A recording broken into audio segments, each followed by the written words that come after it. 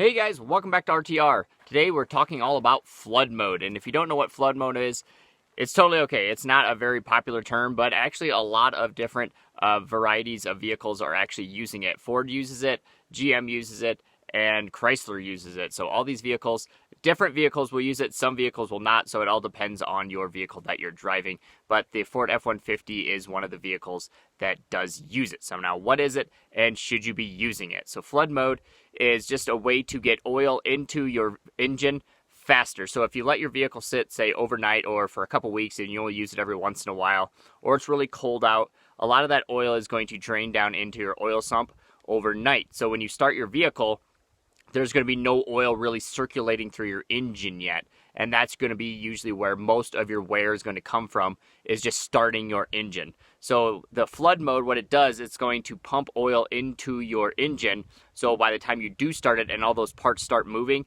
therefore they will already be bathed in oil. So you won't have as much of that wear, or at least that's the idea behind it. So now if you have a vehicle that comes with a key and use that to start the vehicle instead of your push button start, in order to put your vehicle in flood mode, what you want to do is hit the gas pedal, push it all the way down, put the key in, and then try to start your car. Just let that crank for a few seconds, then stop it, or shut the key off, and then let go of the gas, and then start your vehicle. That should pump the gas or the oil into the engine. If you have a push button start, what you're going to want to do is the same exact thing, except for you're going to hold the brake down at the same time as the gas pedal, then release both, and then just hold your brake down, and you'll be able to start your car, and that should get the oil pumping through your system faster.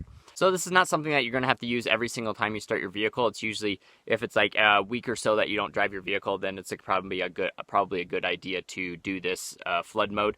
There are some people that swear by it and use it every single time they start their vehicle.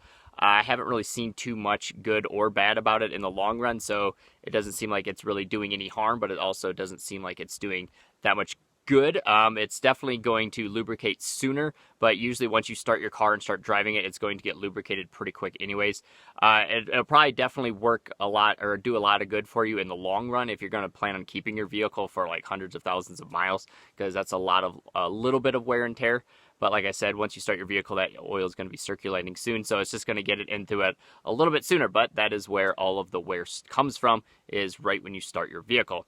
And a lot of people are using this with the 3.5 EcoBoosts, the Ford F-150s, because of the cam phaser, and it's rattling when you start. So a lot of people are having rattling issues from the engine when they start their vehicle, and this seems to reduce that rattle. So a lot of people that are driving their EcoBoosts are doing the flood mode in order to reduce that rattle from the get-go. So there you go. That's what flood mode is, how to set it, and if you should do it or not.